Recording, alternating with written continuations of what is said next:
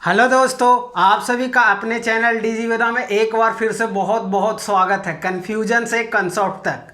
जैसा कि आप लोग दोस्त जानते होंगे कि पहले भी मैं बहुत सारा वीडियो अपने चैनल पे अपलोड कर चुका हूं। उसी सीरीज में 10th क्लास का मैं जब साइंस कंप्लीट करा रहा था तो लाइट तक मैंने बता दिया है। उससे आगे चैप्टर है इलेक्ट्रिसिटी, 10th क्लास के एनसीईआरटी के हिसाब से वही हम लोग पढ़ने वाले हैं दोस्तों। तो चलिए आज हम लोग इलेक्ट्रिसिटी पढ़ने वाले हैं।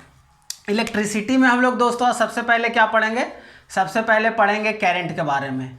अब करंट में जाने से पहले थोड़ा सा और इसके बारे में जान लेते हैं। देखिए, अभी तक हम लोग करंट का डिफिनीशन जानते हैं, करंट के बारे में जानते हैं कि करंट का मतलब प्रवाह या धारा को हम लोग करंट बोलते हैं। लेकिन जब हम लोग दोस्तों इलेक्ट्रिसिटी पढ़ रहे हैं तो इसका मीनिंग बदल जाता है। समझे नहीं समझे? देखिए समझाते हैं। अभी तक तो जानते थे कि इसको क्या बोलते हैं दोस्तों, धारा बोलते हैं या प्रवाह बोलते हैं। इसका जो है मीनिंग होता था। लेकिन अब इलेक्ट्रिसिटी के प्रोस्पेक्टिव में इसका जो डेफिनीशन है वो बदल जाता है।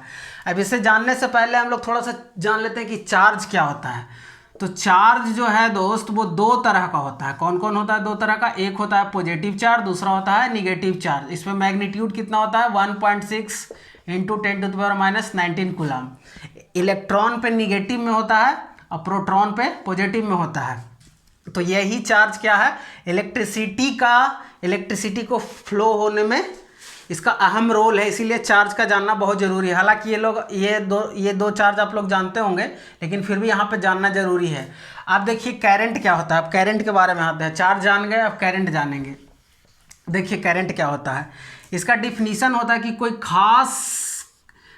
खास एरिया से किसी खास डायरेक्शन में, किसी खास एरिया से, जैसे इसको अगर एरिया मान ले ऐसे, ठीक है, ऐसे, ठीक, एरिया ए हो गया, ठीक। किसी खास एरिया से किसी खास डायरेक्शन में, इस डायरेक्शन में, एक पर्टिकुलर डायरेक्शन में जब इलेक्ट्रॉन का फ्लो होगा तो हम लोग बोलेंगे कि धारा करंट फ्लो हुआ है, आई हुआ है। इसका जो डायरेक्शन होता है वो इलेक्ट्रॉन के अपोजिट होता है। क्यों होता है? इस पे आज भी आर्गूमेंट होते रहता है, बहुत सारा रिसर्च हो रहा है कि ऐसा होता क्यों है, लेकिन ये चलते आ रहा है, कन्वेंशनल है। तो इसको मान के चलिए कि जिधर इलेक्ट्रॉन का फ्लो हो रहा है उसके अपोजिट में, उसके विपरीत में हम लोग मानते हैं कि धारा प्रवाह हो रहा है, मतलब करंट फ्लो हो रहा है।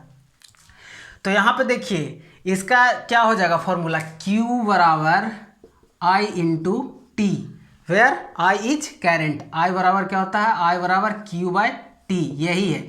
इसी को आप लिख सकते हैं डेफिनेशन बना के, rate of flow of charge in a unit time through a area. मतलब किसी भी एक पर्टिकुलर टाइम में, यूनिट टाइम में, ये पर का मतलब हो गया यूनिट टाइम में जो फ्लो होता है चार्ज किसी भी पर्टिकुलर डायरेक्शन में, पर्टिकुलर एरिया से, उसको हम लोग क्या बोलते हैं? करंट। तो ये हो गया करंट के बारे में। अब देखिए इसका यूनिट क्या होगा। यूनिट कैसे हम लोग निकाल सकते हैं? करंट का जो यूनिट होता है, करंट को हम लोग एम्पियर में मेजर करते हैं। एम्पियर। एम्पियर एक साइंटिस्ट है, उन्हीं के ऑनर में जो करंट का यूनिट होता है वो एम्पियर होता है। और जो चार्ज का यूनिट है, जो ये चार्ज है, इसका जो होता है वो कूलम्ब होता है। क्या होता है दोस्त? कूलम्ब होता है। तो याद रखिएगा। मैं फिर से एक बार रिपीट कर रहा हूँ। करंट का जो ऐसा यूनिट है एम्पियर है, जिसको शॉर्ट में हम लोग कैपिटल ए लिखते हैं। स्मॉल ए नहीं लिखेंगे, गलत हो जाएगा, क्योंकि किसी भी आदमी का नाम का फर्स्ट लेटर होता है वो कैपिटल लिखा जाता है। तो एम्पियर एक साइंटिस्ट है, उनके ऑनर में एम्पियर दिया गया है, ये याद रखिएगा। स्मॉल ए लिखिएगा यूनिट में, जैसे कि 10 एम्पियर। 10 एम्पियर अगर ऐसे लिखिएगा तो ब्लंडर है, ऐसा मत कीजिएगा। 10 एम्पियर जब आपको लिखना हो तो कैपिटल वाला यूज करेंगे इस तरह से। इसको आप याद रखिएगा। तो चार्ज का जो यूनिट हो गया वो क्या हो गया? कूलम्ब हो गया। करंट का जो यूनिट हो गया एम्पियर हो गया। तो इस तरह से आप ये करंट के बारे में समझ सकते हैं। और इसके बारे में ये इसी को आप अपने लैंग्वेज में लिख सकते हैं कि यूनिट टाइम में जो भी एक पर्टिकुलर क्रॉस सेक्शन एरिया से जो चार्ज फ्लो होगा उसको हम लोग करंट बोलते हैं। अब देखिए चार्ज के बारे में थोड़ा सा जान लेते हैं। ये तो हो गया करंट। अब करंट के बाद हम लोग चार्ज के बारे में जानेंगे। चार्ज को हम लोग क्या से डिनोट करते हैं? Q से। Q बराबर एक फॉर्मूला और होता है N इंटू E।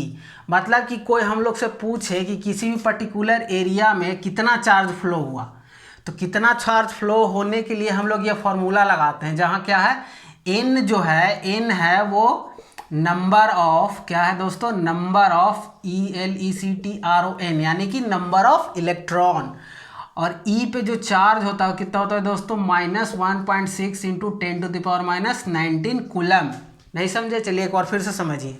अगर हम लोग को करंट निकालना हो तो करंट बराबर क्या होता है, Q/T, ठीक, Q/T होता है। तो करंट निकालने के लिए टाइम अगर दे दिया रहेगा और अगर Q निकालना रहेगा तो Q के लिए हम एक फॉर्मूला और लगा सकते हैं, N इंटू ई। एन क्या है, नंबर ऑफ इलेक्ट्रॉन है, ई क्या है, इलेक्ट्रॉन पे चार्ज है। इस तरह से हम लोग इतना, इसका क्या हो जाएगा यूनिट, कूलम को शॉर्ट में C लिखते हैं। तो ये निकाल लेंगे और यहाँ पुट करके हम लोग करंट निकाल सकते हैं। तो ये तो हो गया कि करंट क्या होता है, करंट कैसे निकालते हैं, ये दो इंपॉर्टेंट फॉर्मूला था। अब इसके बाद एक बहुत ही कॉन्सेप्चुअल और बहुत ही इंटरेस्टिंग बात आप लोग को बताने जा रहा हूँ। देखिए दोस्तों, जैसा कि कोई भी मेटेलिक सरफेस होता है उसमें तो इलेक्ट्रॉन होता ही है, लेकिन फिर भी छूने पे शॉक क्यों नहीं लगता। जैसे मैं अभी आप लोग को एक एग्जांपल देता हूँ। ये मेरे हाथ में देखिए नेल कटर है, ये मेटल का बना हुआ है, इसमें भी फ्री इलेक्ट्रॉन है, लेकिन मैं इसको छू रहा हूँ तो मेरे को इलेक्ट्रिक करंट या शॉक क्यों नहीं लग रहा है। तो इसका मैं आप लोग को कारण बताता हूँ कि ऐसा होता क्या है। देखिए, अभी मैंने आप लोग को बताया था कि करंट तभी फ्लो होगा जब इलेक्ट्रॉन कोई एक खास डायरेक्शन में मूव करे। जैसे आप लोग घर में मेटेलिक प्लेट में खाना खाते हैं, मान लिया ये मेटल का है, ठीक है, मेटल का है, तो इसमें number of free electron move करते रहेगा, इधर मूव करते रहेगा, इधर मूव करते रहेगा।